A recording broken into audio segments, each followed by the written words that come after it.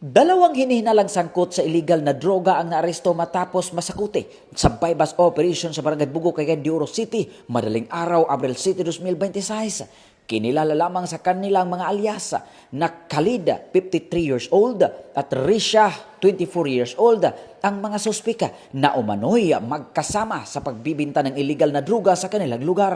Ayon sa pulisya, isinagawang operasyon bandang alas 2:28 ng madaling araw ng mga operatiba mula sa Regional Police Drug Enforcement Unit 10, katuwang ang KUKPO, RID-10 at RIO-10.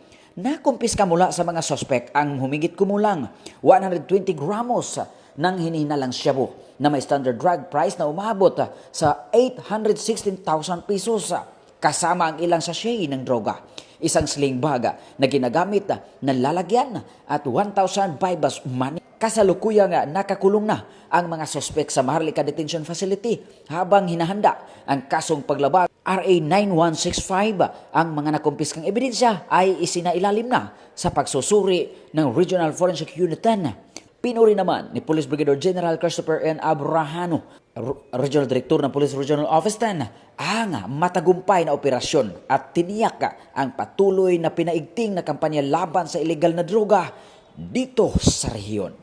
Mula dito sa Campo Alagar, ako po ang inyong Police News Network Correspondent mula sa Regional Public Information Office ng Police Regional Office 10, Corporal Joel Lazaro Subsuban, alagad ng batas, tagataguyod ng Balitang Pulis.